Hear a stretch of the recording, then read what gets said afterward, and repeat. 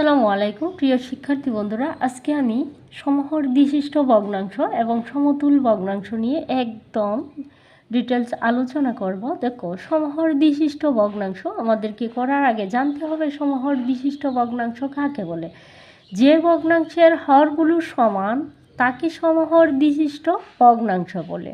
তাহলে যে ভগ্নাংশের হর আমরা সমান পাবো সেটা হচ্ছে সমহর বিশিষ্ট ভগ্নাংশ। আমি নিয়ে যাব তোমাদেরকে এই সমহর বিশিষ্ট ভগ্নাংশ দেখানোর জন্য। দেখো, সমতুল ভগ্নাংশ আমি উদাহরণসহই দেখাবো। 2 বা ততোধিক ভগ্নাংশের মান সমান হলে তাকে সমতুল ভগ্নাংশ বলে। তাহলে চলো আমরা সমহর বিশিষ্ট ভগ্নাংশ আর সমতুল ভগ্নাংশে দেখো, এখানে দুইটি ভগ্নাংশ আমি দিয়েছি। সমহর বিশিষ্ট ভগ্নাংশ দুইটা ভগ্নাংশেরই এই যে একটি ভগ্নাংশ আছে, এই ভগ্নাংশটির হর আর এই ভগ্নাংশটির হর একই, তাহলে সেটা হচ্ছে সমহর বিশিষ্ট ভগ্নাংশ। আবার কিছু ভগ্নাংশকে সমহর বিশিষ্ট ভগ্নাংশে পরিণত করতে হয়, সেটাও আমি তোমাদেরকে দেখাবো। দেখো, এইখানে হচ্ছে 4, এইখানে হচ্ছে 4, তাহলে দুইটা ভগ্নাংশের উপরে যে সংখ্যাটি থাকবে সেটা লব আর নিচে হচ্ছে হর। তাহলে যে ভগ্নাংশের হরগুলি সমান সেটাই হচ্ছে সমহর বিশিষ্ট ভগ্নাংশ। তাহলে এই ভগ্নাংশটি নিচের হর সমান 4, 4, তাহলে সেটা হচ্ছে একটা সমহর বিশিষ্ট ভগ্নাংশ। এই অঙ্কটি দেখো, সমহর বিশিষ্ট ভগ্নাংশে পরিণত করতে হবে আমাকে, ঠিক আছে। এখানে দেখো, সমহর বিশিষ্ট ভগ্নাংশ কিন্তু আর নেই, আছে নাই, তাহলে কি 5, 4, 10 সেটাকে আমাকে সমহর বিশিষ্ট ভগ্নাংশে পরিণত করতে হবে। তাহলে কি করতে হবে, হরগুলি নিয়ে তার লসাগুটা বের করতে হবে। 5, 4 এবং 10, 5, 4 এবং 10-এর লসাগু আমি বাহির করব। প্রথমে দেখব কোন সংখ্যাটাকে ভাগ করা যায়। দেখো, একের অধিক সংখ্যা একটা নয়, একের অধিক সংখ্যাকে ভাগ করতে পারি এমন একটি সংখ্যা দ্বারা আমি সংখ্যাটিকে ভাগ করব। তাহলে 2 দিয়ে 4কে ভাগ করা যায়, 10কেও করা যায়, কিন্তু 5কে করা যায় না। তাহলে আমি 5-এর জায়গায় 5টা রেখে দিলাম আর 2 দ্বারা 4কে ভাগ করলাম। 2 2 4, 2 5 10। এবার দেখো, 5 দ্বারা এই সংখ্যাটিকে আর এই সংখ্যাটিকে ভাগ করা যায়, তাহলে আমি 5 দেব। 5 একে 5, 5 2 5 দ্বারা 2কে ভাগ করা যায় না, তাহলে 2 রেখে দেব। 5 একে 5।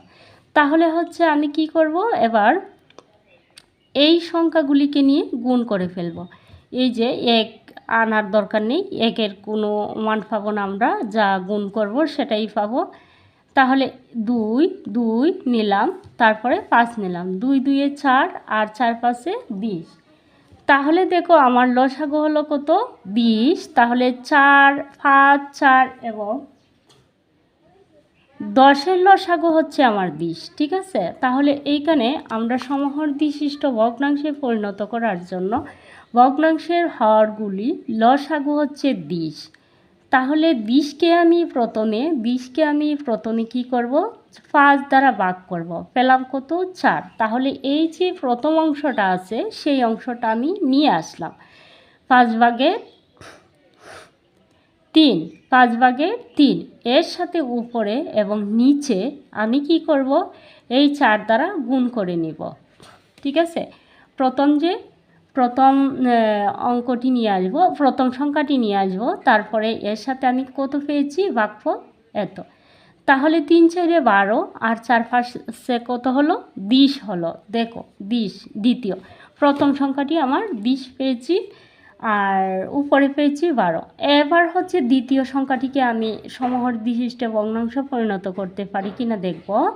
তাহলে 4 ভাগের 3 নিয়ে আসব, আর আমার এখানে লসাগু কত পেয়েছি, 20। তাহলে 4 ভাগের 3 আমি 4 দ্বারা 20কে আগে ভাগ করব। 4 দ্বারা যদি তুমি 20কে ভাগ করো, তাহলে দেখো এখানে নিচের সংখ্যাটা দ্বারা কিন্তু ভাগ করতে হয়, আর উপরের সংখ্যাটা দ্বারা আমরা সব সময় গুণ করি। ভগ্নাংশের নিয়মটি হচ্ছে এমন, উপরের সংখ্যাটা দ্বারা নিচের সংখ্যাটা দ্বারা আমরা ভাগ করি, উপরের সংখ্যাটার সাথে গুণ করি। তাহলে লসাগু আমি পেয়েছি কত, 20। এখানে 20কে 4 দ্বারা ভাগ করলে কত পাবো, 5। তাহলে এইখানে দ্বিতীয় সংখ্যাটি আমি পেয়েছিলাম 4/, এইখানে দেখো 4/3, 4/3। তাহলে এর সাথে আমি কত ভাগফলের গুণ দেব, ভাগফলের গুণটা কত হচ্ছে 5। তাহলে 3 গুণ 5 4 গুণ 5। তাহলে দেখো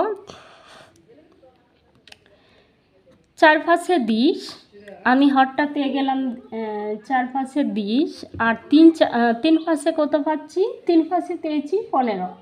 তাহলে এখানে কত হবে 15, উপরে হবে 15 আর নিচে হবে 20। তারপরে তৃতীয় সংখ্যাটি হচ্ছে 10/7। তৃতীয় সংখ্যাটি হচ্ছে 10/7। তাহলে আমি 10/7কে কী করব, 10 দ্বারা 20কে ভাগ করে নেব, কারণ নিচের সংখ্যাটি ছিল 10। তাহলে 10 দ্বারা আমি 20কে ভাগ করব, 10 দ্বারা 20কে ভাগ করে আমি পেলাম কত 2। উপরে কত ছিল 10/7। তাহলে এই 2 10/7-এর সাথে আমি গুণ দিয়ে নিব। প্রতিটা ভগ্নাংশই এমন করতে হবে তোমাকে। নিচের লসাগু দ্বারা তুমি হর দ্বারা নিচের লসাগুটাকে ভাগ করতে হবে, হর দ্বারা লসাগুটাকে ভাগ করতে হবে, ভাগফল দ্বারা উপরের লবটাকে গুণ করতে হয়, ঠিক আছে। তারপরে আমি কত পেলাম 2 5 2 10 20, 2 7 14। দেখো এইখানে প্রতিটি ভগ্নাংশের হর সমান, সুতরাং আমি একটি সমহর বিশিষ্ট ভগ্নাংশ পেয়েছি। প্রথম পেয়েছি 20/12, পরে পেয়েছি 20/15, তারপরে পেয়েছি 20/14। তাহলে এটা হচ্ছে আমার সমহর বিশিষ্ট ভগ্নাংশ, আমি ভগ্নাংশে পরিণত করে নিলাম, ঠিক আছে। তারপরে আমরা দেখব সমতুল ভগ্নাংশ।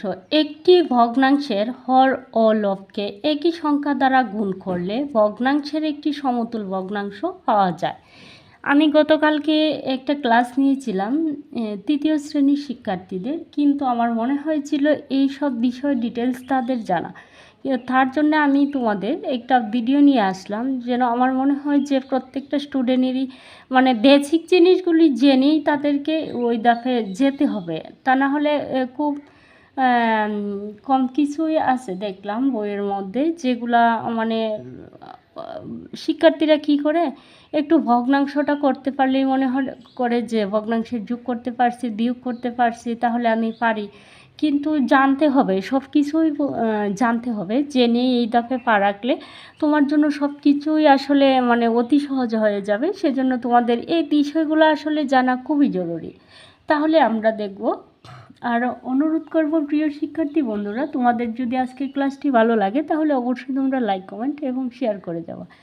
আমি দেখো যে একটি সমতুল ভগ্নাংশ, দেখো এইখানে কিছু ভগ্নাংশ আমার দেয়া আছে। তাহলে আমি কি বলেছিলাম, তোমাদের একটি ভগ্নাংশের হর ও লবকে একই সংখ্যা দ্বারা গুণ করলে ভগ্নাংশের একটি সমতুল ভগ্নাংশ পাওয়া যায়।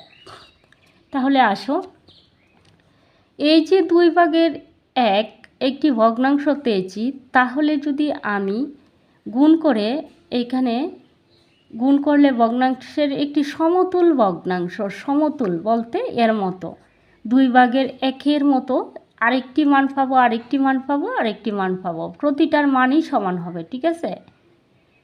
তাহলে দেখি 2 1 2, 2 2 4, 2 2 4।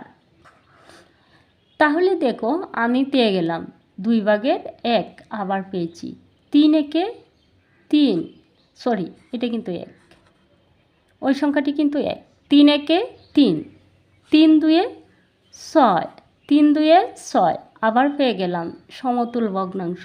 দেখো 4 1 4, 4 2 8। তাহলে আমার প্রতিটা ভগ্নাংশ, দেখো এইখানে আমি ক্লাস নিয়েছিলাম সরাসরি, সেজন্য আমি এটা করে রেখে দিয়েছিলাম, তার জন্য তোমাদের আবার নিয়ে আসলাম। দেখো প্রতিটা ভগ্নাংশেরই এইখানেই করা আছে। তাহলে আমি প্রতিটা ভগ্নাংশের মান পেয়ে গেলাম 2/1, 2/1, 2/1, 2/1। তাহলে সেটাই হচ্ছে আমার সমতুল ভগ্নাংশ। আমি আশা করি তোমরা ভগ্নাংশ সম্পর্কে কিছুটা হলেও জ্ঞান লাভ করতে পারছো। আর যদি আজকের ক্লাসটি কারো ভালো লাগে অবশ্যই লাইক কমেন্ট শেয়ার করবা। ততক্ষণ পর্যন্ত ভালো থাকো, সুস্থ থাকো, সকলেই ভালোর সাথে থাকো, ভালো থাকো। আল্লাহ হাফেজ।